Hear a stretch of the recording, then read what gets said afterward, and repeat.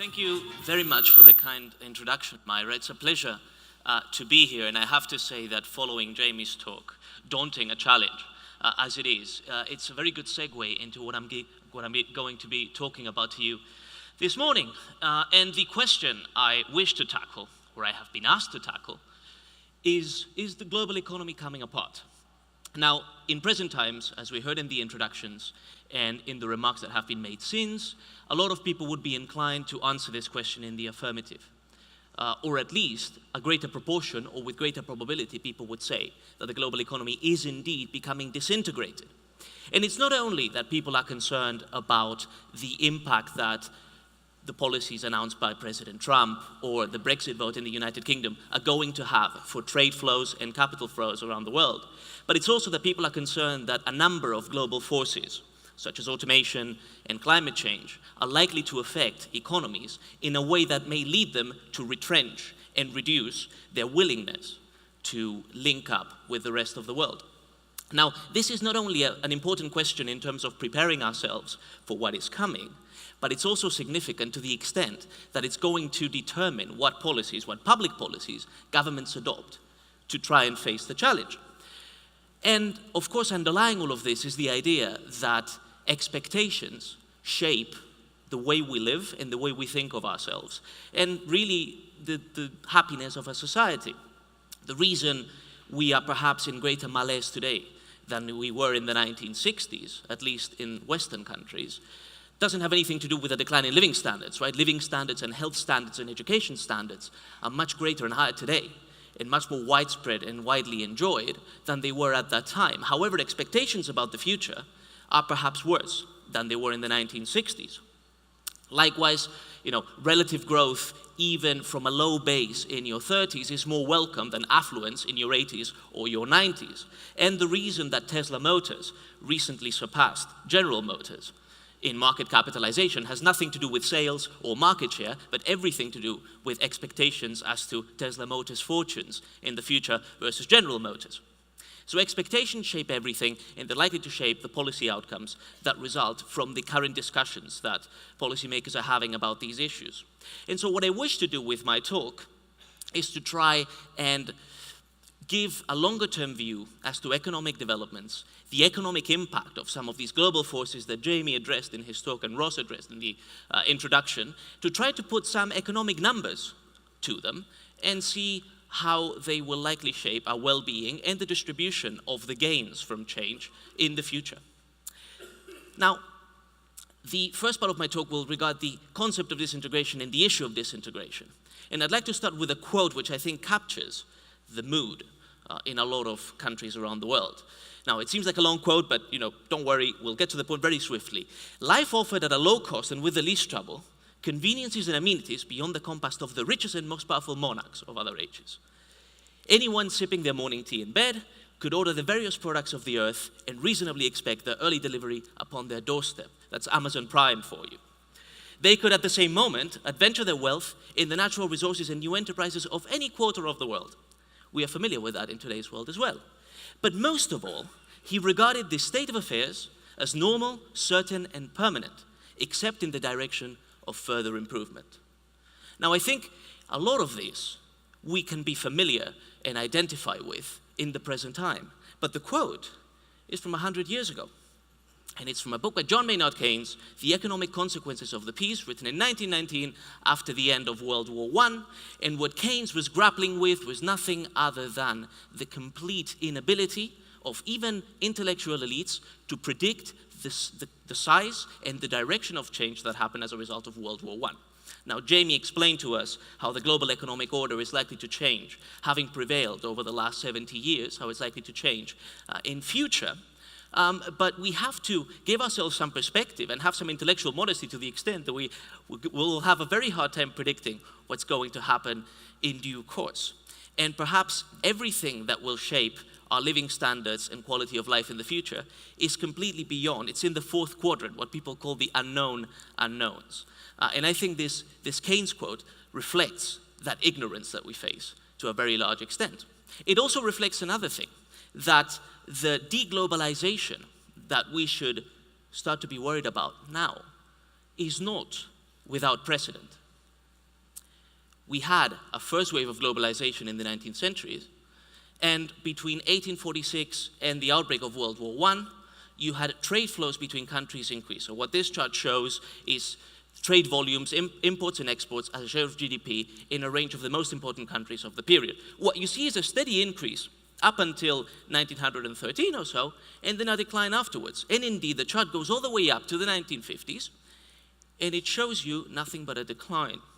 And as Jamie was explaining earlier, the return of globalization had to wait until the 1960s, and indeed the levels that we see peaking there in some of these developed countries were only reached back in the mid-1960s. It took about 50 years to go back to the level of integration and globalization that had been witnessed before the outbreak of World War I. So disintegration can happen even as we become more prosperous and even as everyone is in agreement that disintegration is undesirable.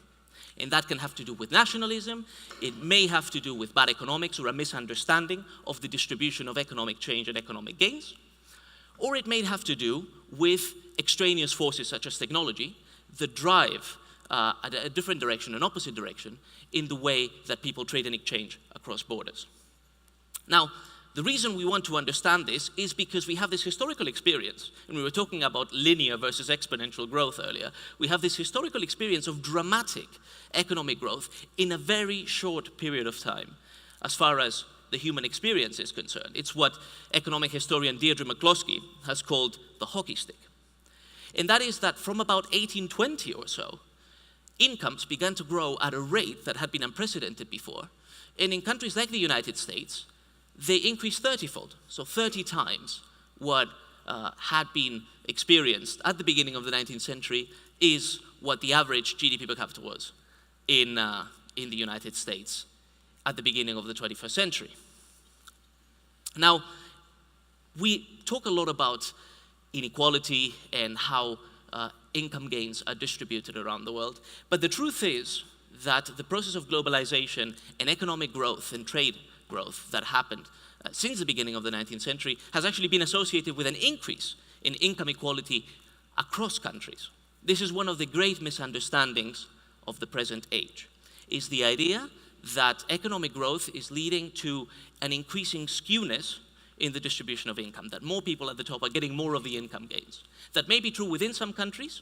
It's true within the United States since 1970, not true within the United Kingdom, I should say. But it's not true across the world. And what you see in these curves is not simply that we have become richer. You see, the bump is moving to the right as the average person in the world makes more, but also that we're becoming more equal, moving from a camel structure, that's the blue line there, which is the 1970s, where there are a lot of people who are poor, and then a quite decline of people in terms of middle incomes, and then a bigger number as you go up, to a single bump, a dromedary, where everybody is richer. And that is associated with the massive declines in poverty, extreme poverty in particular, in China and India since 1980.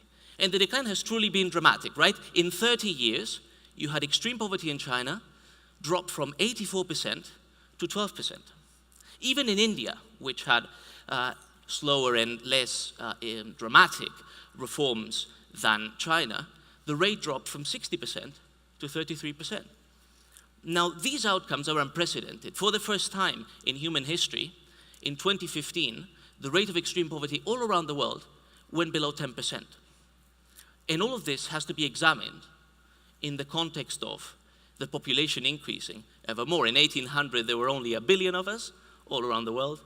Now there are 7 billion. We're predicted to be at least 9 or 10 billion before the population stabilizes.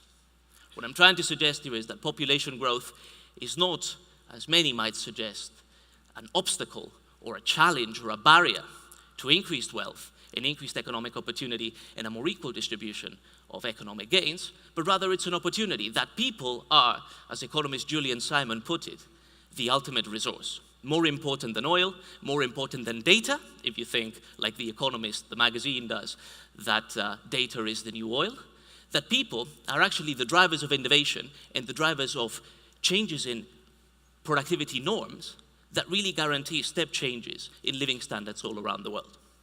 Right? So even as population grows, you have the undesirable things such as poverty and inequality decline. But we have seen that historically, none of these changes proved to be remedies enough to disintegration. That because of political forces, because of economic or military conflict, and because of economic recessions or periods of stagnation, economies can disintegrate, and that the process of globalization can not only be halted, but it can be reversed. And there are bad consequences from that. So what could cause it? Well, the first and the most prominent factor is the economic depression, or very stark recessions, right? One of the drivers of protectionism and the decline in trade flows in the 1920s and 1930s was the Great Depression. And the idea emerged that in order to overcome this moment of acute economic crisis, countries needed to raise barriers so that they wouldn't have competitors internationally. This was known as beggar thy neighbor, basically trying to make yourself competitive by putting barriers on others. But the effect was actually to reduce the income growth of all of the trading partners and to increase the scope for conflict. So great depressions and recessions are one of the ingredients that can lead to disintegration in a very short order of time. Another one is inflation. And this has been, even though we might regard it as one of the phenomena that we have overcome in recent years, inflation is still widespread in many countries, and you only need to look at Venezuela to see its devastating effects. And we are not entirely clear from the specter of inflationary phenomena, simply because it is always in the hands of central banks to create money in an unlimited way. And there is a certain political incentive to do so. In the long run, however, inflation, just because of the disruption it results in, the level of redistribution that it creates as savers lose their savings and debtors don't face any constraints, can have significant disruptive effects and lead to political movements that typically have been anti-globalization. And then finally, inequality, which is represented here in a Soviet poster.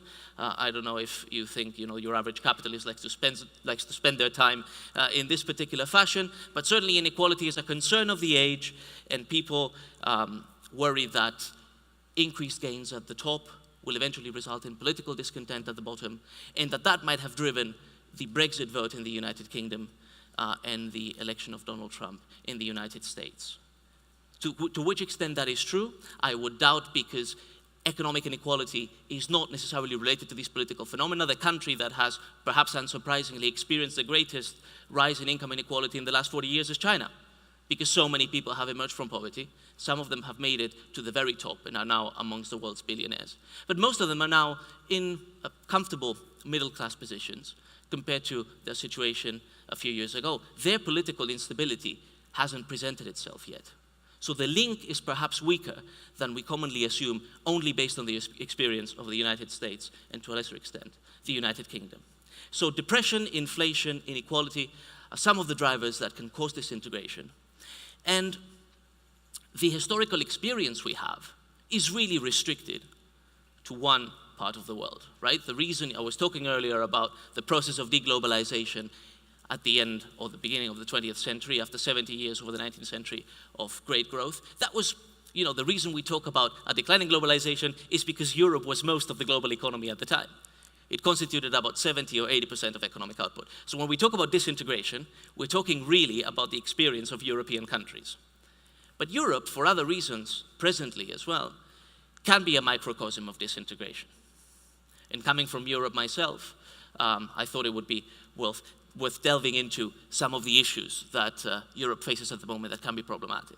The first is the impact of the economic crisis that began in 2008, which, as you know, has been more protracted in Europe than in most other places around the world. What this shows you is where countries stand today in terms of GDP versus what the trend was in 2007. So had things continued without a crisis at the rate of growth at which they found themselves in 2007, where would countries be? And you can see that the Spanish and the Italian economies would be about 20% bigger were it not for the 2008 crisis. Even Japan and the United Kingdom and France would be somewhere between 5 and 10% richer. So we're talking about genuine losses. And a lot of these advanced countries are not nearing levels of economic growth that will allow them to recoup or recover the rates at which they found themselves then.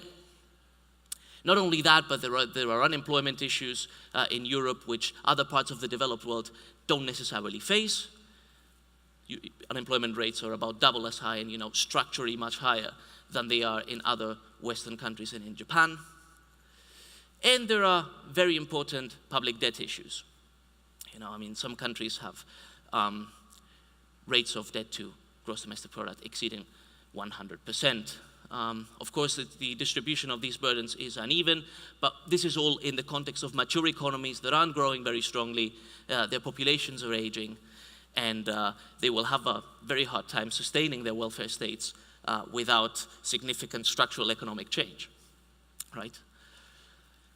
So population, demographic problems, normally you expect to see in an economy, what we have seen in the past is a pyramid. Young people are very well represented and they're the overwhelming majority of a country. The pyramid shape has completely disappeared in Europe. It is not some sort of accordion, and it's only expected to become flatter as time goes on.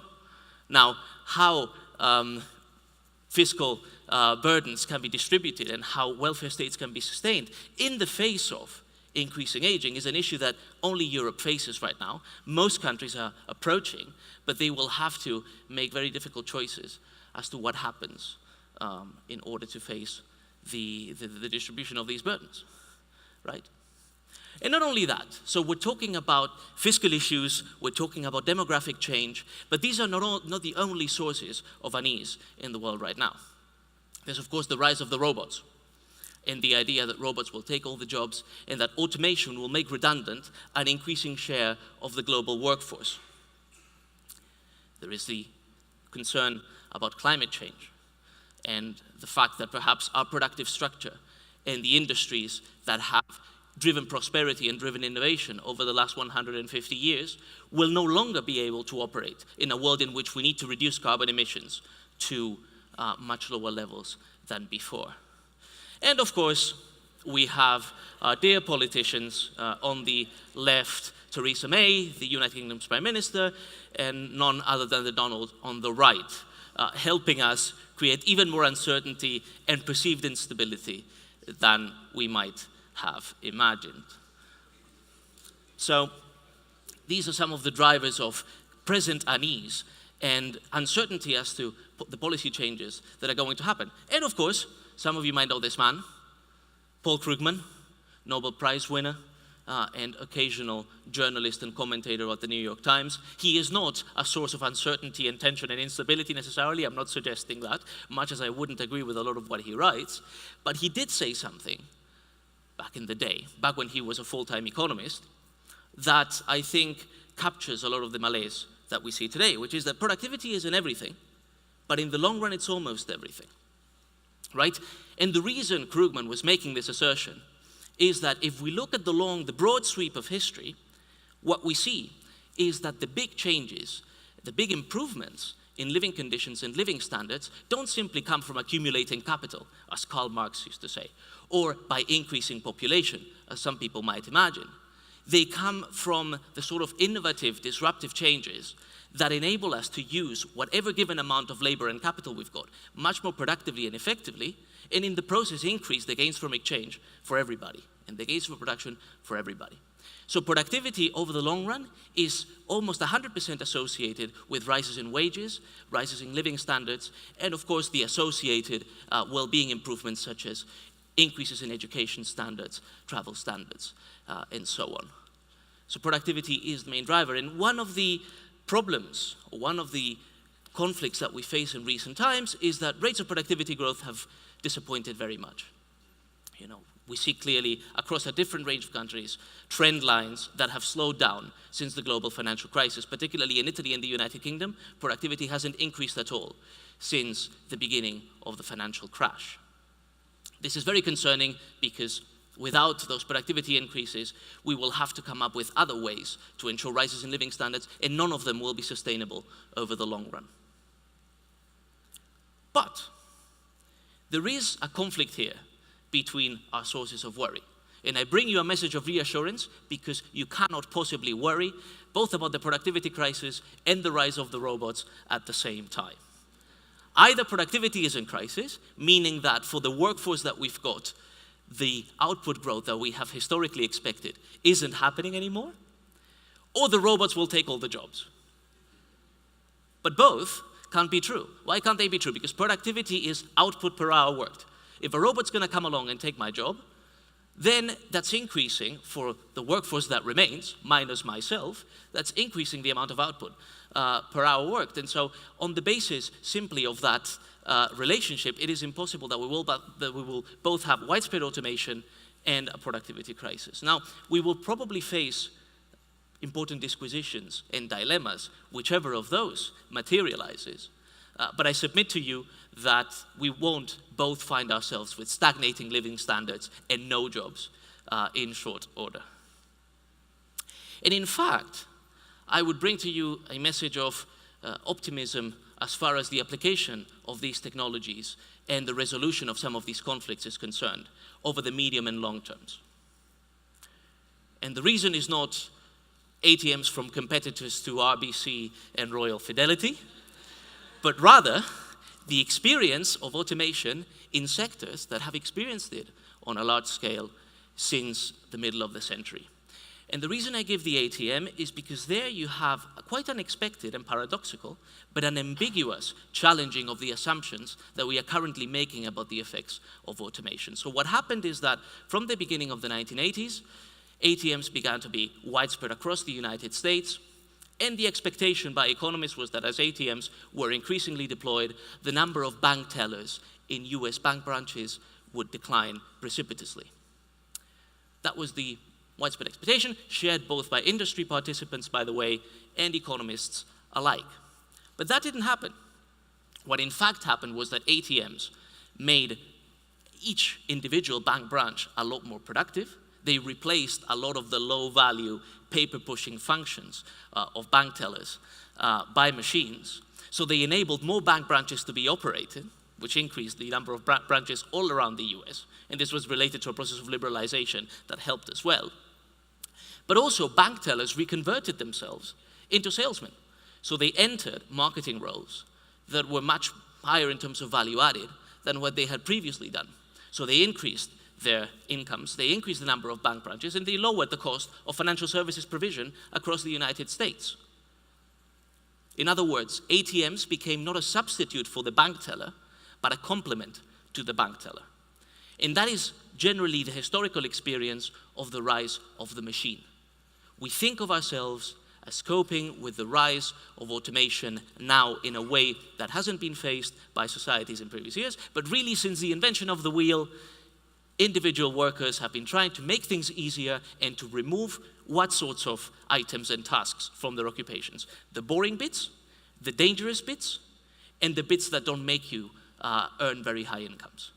So it's the routine things, it's the administrative work, it's the dangerous work that technology avoids and eschews first. Now, that is a reason for optimism because it means that any job will become more appealing, but also financially more rewarding, and also less dangerous. All of those desirable things. Now, you may reply to me, well, Diego, yes, you're right perhaps about the manufacturing sector, that their automation is really a complement and you can produce a lot more and much more cheaply using machines. But how about services? And how about, for example, orchestra musicians? They're not really going to be able to use machines in any substantial way. So how do their living standards increase? Well, in fact, if you look at orchestra musicians today versus 100 years ago, they're not on the same real incomes that they found themselves 100 years ago, right? They're on incomes that are comparably much, much better. And that's because in order to attract people to become musicians, you need to pay them a rate that will compare well with the rest of the occupations. So actually, as we increase the productivity of certain sectors, we find that the others that haven't been automated also rise in their standards simply by virtue of the competitive process. Not to mention the fact that automation is increasingly being applied to services, and that this idea we have that productivity can only meaningfully be increased in industrial or manufacturing activities because machines can't really do services-based work, that's increasingly an anachronism. So what we've seen is that since the 1960s, the role of the secretary has been replaced by computers, and of course, this is associated also with increased female participation in the workforce.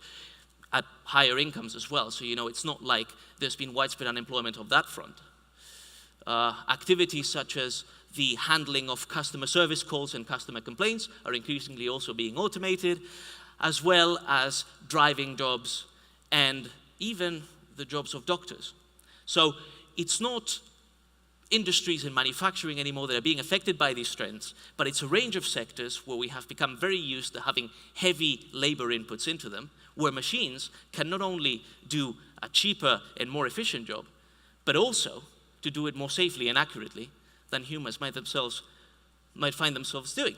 So just to relate to some of the, to put some numbers into some of the phenomena that I've been describing, how much do you think productivity will rise if driving is automated by about 60% in the United States? No reason why you would know the rate, but it's 1.7%, right? If call centers are automated by about 60%, meaning that 60% of the workforce is replaced by machines, 1%. Now, these don't sound like very large numbers, but what these numbers mean is that by having automation in one single sector, you're increasing output per hour worked in the entire United States. So the entire productivity of the United States is increasing by 1.7%. So a 2.7% increase among 5.7 million people in a workforce of 122 million. We're simply talking about orders of magnitude from what we've experienced until the present time. And these are, calculations conducted by economists on using current data, and so these are not just speculative data. But I was talking about increases in efficiency, and there, 15% of medical diagnoses are presently estimated to be wrong. The application of machines, which learn from their previous mistakes, are able to absorb a much larger basis of data than their human counterparts, and can systematically correct some of the biases that plague human doctors and nurses. Their diagnosis can improving health outcomes and increasing the likelihood that people will be cured. These are just some of the effects that we will see from the current wave of automation that everybody is expecting. How about environmental change, which is another of the concerns that is plaguing policymakers today? Well, my contention is that green begets green, meaning that the more green you have, the more green dollars you've got, the greener you can become. There's a reason why Switzerland is environmentally friendlier than China, and that has nothing to do with the fact that Switzerland might be less well off or had made more sacrifices than China. It's simply that as countries become richer, they become more wanting of environmental protection and environmental improvement and less tolerant of pollution. And that's exactly what the recent historical experience suggests, is that as countries become richer, they can produce more for less environmental pollution and less carbon emissions, right? This is why you see China going down like that since 1990. What this means is that for every unit of GDP that is produced, you have a lot less carbon being emitted today than you did in 1990. Not only that, but the very rich countries are, even on a per capita basis, reducing how much carbon emissions they produce. The conclusion from this is that as you become richer, there is a point at which you also become more environmentally friendly. The conflict that some of the discussions on the environment and climate change often posit between economic growth and environmental protection is simply non-existent. Not only that, but richer countries can protect themselves against the extremities of climate change much better than poorer countries can. All of those things will be aided by productivity gains and continued economic growth rather than magnified in their damage. So green begets green. Now, how can automation relate to this environmental improvement? Well, for example, cars spend about 19/20ths of their working life in garages right now. They're owned by people, but they're only used about 5% of the time. You make them self-driving, then you have no need for car ownership on a widespread basis. People will use cars when they need to. They will subscribe to a service. They will perhaps use Uber on a regular basis rather than owning their own car. What this means is that up to 95% of car capacity in rich countries today can be removed thanks to automation. Doesn't mean all of them will be removed, but most of them may well be. And what that means is that you get rid of congestion. Not only that, but you make people able to work and be productive during their daily commute. which reduces the need for them to travel far and work longer hours than they would in this environment. You also remove the energy usage that is associated with car production and energy generation to power these cars. You will still need some in order to power the self-driving cars, but they will be electric, and the production of the electricity that comes from these from these large utilities will be more environmentally friendly in itself. And you remove 5 to 8% of annual expenditures on cars. That's not just on that's not on cars as a whole, but simply on buying a car. That's what the average US driver spends on a car on an annual basis, plus another 80% in gas and maintenance. So you're talking about not only improvements in environmental quality, improvements in our ability to travel and our productivity, but also significant reductions in the costs we face. Right? And again, it is not the richest countries that emit the most carbon, but rather those that find themselves growing very strongly in a middle income position, but we can expect them to, over time, reduce their carbon emissions. And that includes China, which is the biggest polluter today. Now, you ask, and a lot of people ask, where do all the jobs come from? We have these analyses, and I know that that figure is cited in the introductory slides here, about 47% of jobs being at risk of automation. That's a famous Oxford study that was published in 2013. I happen to know one of the authors, Carl Benedict Fry. And of course, that is a very respectable and sophisticated study. It uses a high-rate probabilistic model to try and determine, depending on what people do with their jobs, how likely are they to be replaced by machines between now and 2050 or 2060. But that's only the debit side of the ledger.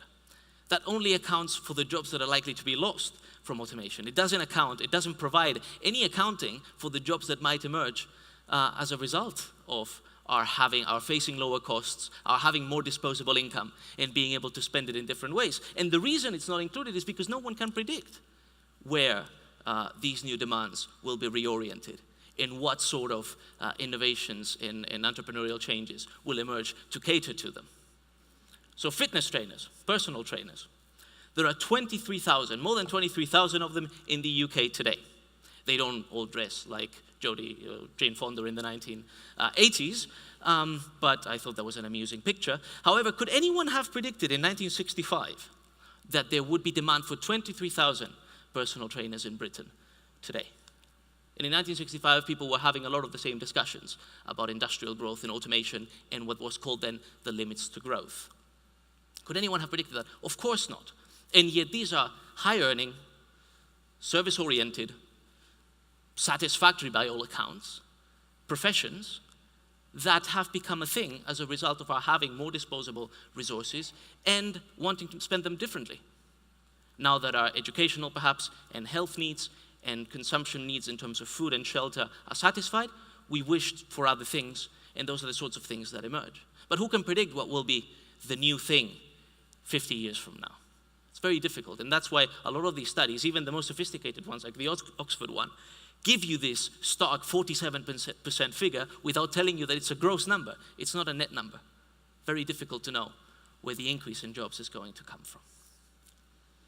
So, are we all dead in the short run? We've talked about the long run. We've talked about the changes that are going to happen over a span of 50 years. But what is the importance of all of that when we might have nuclear conflagration with North Korea as a result of someone inadvertently pressing a button when they intended to send a tweet? Or a disintegration of the European Union, which still accounts for a quarter of global GDP as a result of Brexit, or following on from Brexit, or the migrant crisis. Will the short run just completely transform any impact or completely mitigate any impact that we might hope for in the long run? Well, here again, I'm perhaps a bit more sanguine than Jamie was. And that's good because then we will get a bit more discussion in the question period. But even the Brexit conflict, the Brexit situation, is likely to be resolved in a smoother and easier way than a lot of people expect today. That's because it's on both sides' interest to have continued links and continued economic integration. But not only that, even if the UK doesn't have any bargaining power, it will accept the existing arrangements over a complete disruption only because its economy is so services oriented. We will look back, I predict, in the 2030s and find that a lot of the economic links binding the UK and the rest of the European Union have simply not been disrupted. On top of that, what you find increasingly is that the UK's economic links are not, as you might expect, with a mature, declining in population, not very fast growing bloc such as the European Union, but rather all the other countries of the world that are really powering that sort of 3.5%, 4% annual growth that we've been witnessing over the past few decades, and that is likely to continue in the short term. How about the Donald? Well, even he, and the World Economic Forum speech he gave last week is an example of that, even he has been more moderate in his actions than in his words. He promised a widespread wave of protectionism, and there might be a challenge to the international order, but what we've seen so far is what? Deregulation at home, tax cuts at home, lately, unfortunately, some tariffs being slapped on solar panels and washing machines. It's not unprecedented. Obama had some of those executive orders as well. But the broader picture is a lot less concerning than a lot of people might have been expecting. And the impact of the tax cuts is going to be unambiguously positive, and the reduction in regulation is completely unprecedented. I think we will look back on Trump, for all his gyrations and the volatility he has brought about, and think that he was really a deregulator that the US required at the time and hadn't seen even in the time of Ronald Reagan, who's associated with a lot of the latest free market reforms in the United States. So even there, the prospects are less concerning than a lot of people have suggested and a lot of the editorial copy suggested. But whatever the context is, that matters increasingly little. And the reason it matters increasingly little is because even with all their power and their force, the United States and the European Union comprise only about 1 billion out of a population of 7 billion, and even though 40% of GDP still, it's on a declining basis. What matters instead? It's emerging markets. It's Latin America, it's Africa, it's East Asia, and on all of those fronts, we will not only see population growth being almost entirely focused on emerging markets, but also they will drive a lot of the increased consumer demand, they will drive a lot of the GDP growth, and they will increasingly drive policy. We were talking about how Bahamar is an example of the increased influence of China on distant shores, and perhaps how it might change the international rules of the game on a political basis. But on an economic basis, the rules of exchange continue to prevail. There has been no sign as yet of a lot of the economic regime internationally changing substantially as a result of the rise of China. And I think on that basis, our expectations can perhaps be more positive than a lot of the people writing op-eds would suggest. What we see is that the economic center of gravity of the world is returning to where it was 200 years ago. China and India weren't always residual numbers in global GDP figures. They were at the center of the world. For most of the world's history, it was only from 1850 or so that Europe became the center. So what do we see there? We see an increasing move at the beginning to the north and to the west, up until 1950, and from there, a move eastwards and now southwards. The south matters more than it has for a very long time, and the east has mattered quite significantly for a number of decades now. The sort of world we're thinking about still today, where it's the Atlantic that shows the center of economic exchange, is no longer. That no longer prevails. And so we need to focus, even if we're looking at expectations and policy outcomes for the rest of the world, we need to focus elsewhere and move more towards the Indian Ocean. Thank you.